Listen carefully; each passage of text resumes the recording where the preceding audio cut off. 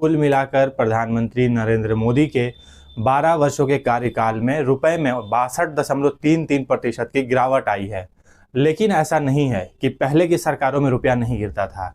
रुपए के कमज़ोर होने का सिलसिला हर सरकारों में रहा। मनमोहन सिंह के 10 साल यानी 2004 से 2014 के शासनकाल में भी रुपया 31.65% तक गिरा था। इसके साथ हमारे पड़ोसी देश पाकिस्तान की बात करें तो यहाँ तक कि पाकिस्तान का रुपया भी स्थिर है। पिछले 6 महीने में पाकिस्तानी रुपया अमेरिकी डॉलर की तुलना में 1.31% मजबूत हुआ। नरेंद्र मोदी जब 26 मई 2014 को पहली बार भारत के प्रधानमंत्री बने तो अमेरिका का $1 भारत के 98.94 रुपये के बराबर था। मोदी जब दूसरी बार चुनाव जीतकर आए तो रुपया में 17% से ज़्यादा की गिरावट आई और 30 मई 2019 को रुपया $1 की तुलना में 69.37% पहुँच गया था। नरेंद्र मोदी ने जून 2024 में तीसरा कार्यकाल संभाला और रुपया 83.38 के स्तर पर पहुंच गया था। यानी 2019 से 2024 के बीच रुपए में 20% से ज़्यादा की गिरावट आई। अब जब तीसरे कार्यकाल के 2 साल पूरे हो गए और रुपया $1 की तुलना में तकरीबन 96 पर पहुंच गया तो इन 2 वर्षों में 14.75% की गिरावट आई है। कुल मिलाकर प्रधानमंत्री नरेंद्र मोदी के 12 वर्षों के कार्यकाल में रुपए में 62.33% की गिरावट आई है। लेकिन ऐसा नहीं है कि पहले की सरकारों में रुपया नहीं गिरता था। रुपए के कमज़ोर होने का सिलसिला हर सरकारों में रहा। मनमोहन सिंह के 10 साल यानी 2004 से 2014 के शासनकाल में भी रुपया 31.65% तक गिरा था। मई 2004 में जब मनमोहन सिंह प्रधानमंत्री बने तब $1 के लिए 45.31 रुपये देने पड़ते थे और जब मनमोहन सिंह प्रधानमंत्री से हटे तब रुपया 60 के करीब पहुंच गया था। अभी भारतीय मुद्रा रुपए में आई कमजोरी को लेकर कई तरह के गंभीर सवाल उठ रहे हैं। आमतौर पर किसी देश की अर्थव्यवस्था अगर अपने प्रतिस्पर्धी देशों की तुलना में तेजी से बढ़ रही हो तो उसकी मुद्रा मजबूत होती है, लेकिन भारत के साथ ऐसा नहीं है। एक समय में मोदी की आर्थिक नीतियों के प्रशंसक रहे सुरजीत भल्ला भी यही सवाल पूछ रहे हैं। अगर अर्थव्यवस्था में तेजी है तो रुपया क्यों गिर रहा है? आंकड़े बताते हैं कि पिछले कुछ सालों में भारत की आर्थिक वृद्धि दर चीन से भी ज़्यादा रही, लेकिन इसके बावजूद हाल के वर्षों में रुपया साल दर साल कमज़ोर होता गया। पिछले वर्ष यह गिरावट और तेज़ हो गई जब अमेरिकी राष्ट्रपति डोनाल्ड ट्रंप ने भारत से आने वाले सामानों पर भारी आयात शुल्क लगा दिया। इसके बाद ईरान युद्ध में पैदा हुए ऊर्जा संकट ने रुपये को लगातार नए रिकॉर्ड निचले स्तरों तक पहुंचा दिया। मार्च के अंत और अप्रैल की शुरुआत में भारतीय रिजर्व बैंक ने रुपये को संभालने के लिए आक्रामक कदम उठाए, लेकिन इन उपाय से केवल थोड़ी राहत मिली और देश डॉलर बाहर जाना नहीं थमा। मोदी सरकार में मुख्य आर्थिक सलाहकार अरविंद सुब्रमण्यम भी मानते हैं कि रुपये में गिरावट केवल ईरान युद्ध के कारण नहीं है। अरविंद सुब्रमण्यम ने 26 मई इंडियन एक्सप्रेस में एक आर्टिकल में लिखा था, युद्ध से पहले के 2-3 वर्षों में तुर्की को छोड़कर शायद ही किसी देश की मुद्रा में इतनी भारी गिरावट आई जितनी भारतीय रुपए में। भारतीय रिजर्व बैंक ने उसे बचाने के लिए असाधारण स्तर पर हस्तक्षेप किया, तब भी इसका कोई असर नहीं हुआ। 2022 से फरवरी 2026 के बीच रुपए में 20% से ज़्यादा की गिरावट आई, जबकि आरबीआई की हर कोशिश नाकाम रही। भारत का रुपया कमज़ोर हुआ, लेकिन एशिया के कई ऐसे देश हैं जिनकी मुद्राएं मजबूत हुई है। हम बात करते हैं एशिया के उन देशों की जिनकी मुद्राएं कहीं न कहीं मजबूत होती दिखी। उसमें सबसे पहला नाम है मलेशिया। मलेशिया की मुद्रा रिंगीट पिछले साल 9.25% मजबूत हुई, जबकि इसी साल भारत का रुपया 4.40% कमज़ोर हुआ। मलेशिया की मुद्रा रिंगीट पिछले 7 वर्षों के सबसे अधिक मजबूत स्तर पर पहुंच चुकी है। जनवरी 2025 में ये लगभग 4.5 तक टूटी थी, लेकिन उसके बाद इसमें तेज़ वापसी देखने को मिली। इस उछाल ने रिंगीट को दक्षिण पूर्वी एशिया की सबसे तेज़ी से मजबूत होने वाली मुद्रा बना दी। इसके पीछे कई वैश्विक कारण बताए जाते हैं, जैसे मलेशिया को लेकर विदेशी निवेशकों का भरोसा का बढ़ जाना। मलेशिया की मुद्रा रिंगीट की मजबूती का कारण बताते हुए निक्केई एशिया ने अपनी रिपोर्ट में लिखा, इसके पीछे देश का करंट अकाउंट सरप्लस, मजबूत घरेलू अर्थव्यवस्था और 2025 में 4.9% जीडीपी वृद्धि दर जैसी बुनियादी आर्थिक वजह भी है। एफडीआई में भी तेज़ बढ़ोतरी हुई है, जिससे स्थानीय मुद्रा की मांग मजबूत हुई। जुलाई से अक्टूबर 2025 के दौरान तीसरी तिमाही में शुद्ध विदेशी निवेशक प्रवाह बढ़कर 8.5 अरब रिंगीट पहुंच गया, जबकि दूसरी तिमाही में यह सिर्फ 1.6 अरब रिंगीट था। निक्केई एशिया से बातचीत में दक्षिण पूर्व एशिया के अर्थशास्त्री डोरिस लियू ने कहा, रिंगीट की मजबूती मलेशिया के कारोबारी माहौल को लेकर बढ़ते आशावाद पर आधारित है।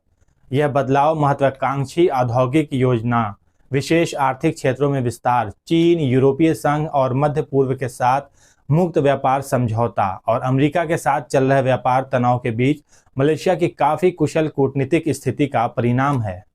इसके साथ थाईलैंड की मुद्रा बाट भी अमेरिकी डॉलर के मुकाबले मजबूत प्रदर्शन करने वाली प्रमुख एशियाई मुद्राओं में शामिल है। जनवरी में बाट मजबूत होकर प्रति डॉलर 31 से नीचे पहुंच गया, जो जून 2021 के बाद उसका सबसे मजबूत स्तर था।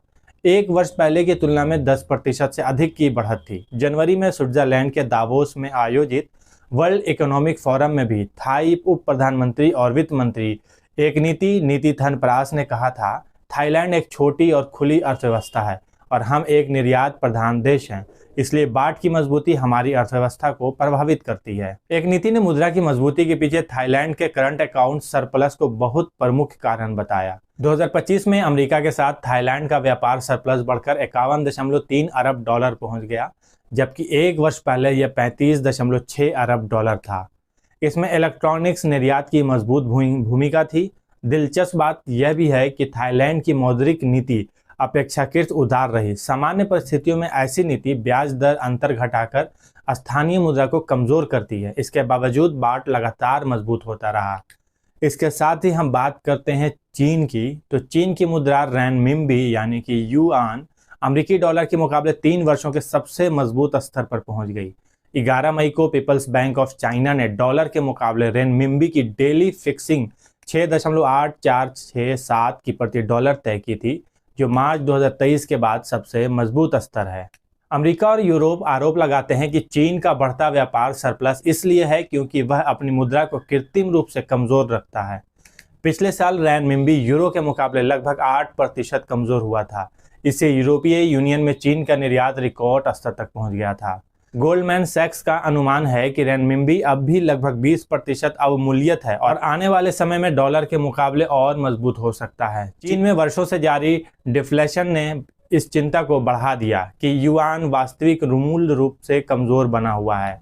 इसके साथ सिंगापुर की करेंसी को सिंगापुर डॉलर कहते हैं। अमेरिकी डॉलर की तुलना में सिंगापुर के डॉलर में भी मजबूती आई।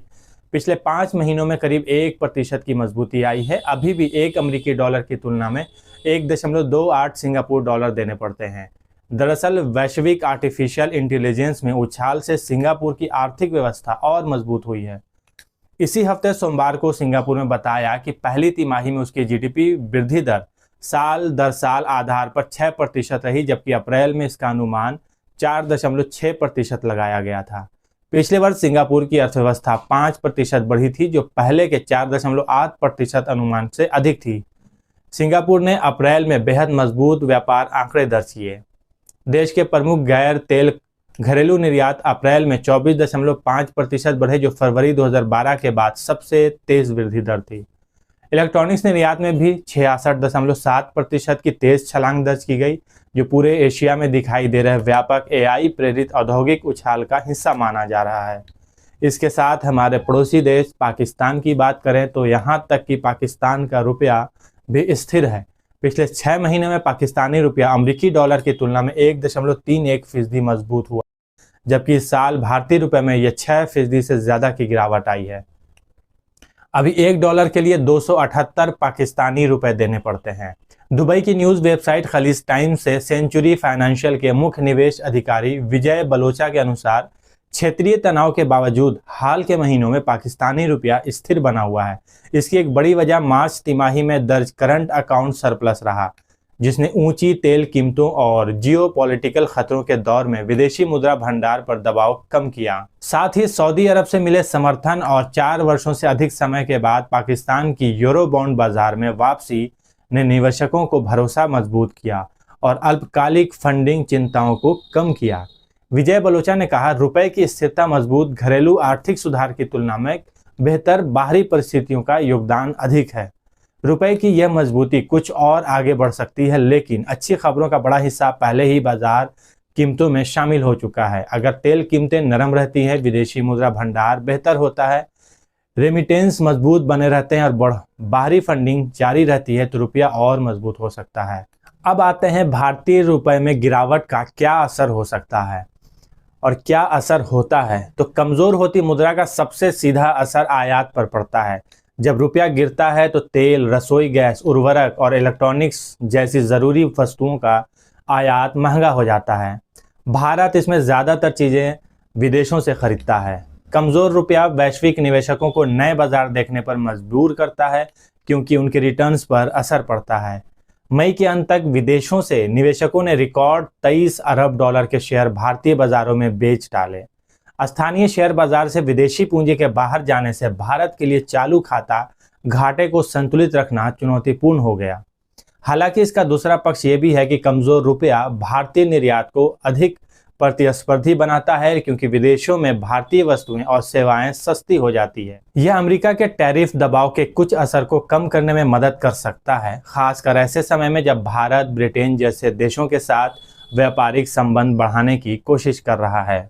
कमजोर रुपया उन परिवारों के लिए भी फायदेमंद होता है जो विदेशों में काम कर रहे हैं, भारतीयों के भेजे गए पैसों पर निर्भर हैं क्योंकि हर डॉलर के बदले ज्यादा रुपए मिलते हैं। मार्च 2025 तक एक वर्ष में भारत को 135 अरब डॉलर से ज्यादा रेमिटेंस मिले थे। भारत की आर्थिक व्यवस्था से जुड़े कई और मुद्दों को लेकर हम एक नए सेगमेंट में एक नई वीडियो लेकर आएंगे। तब तक आप वीडियो को देखिए।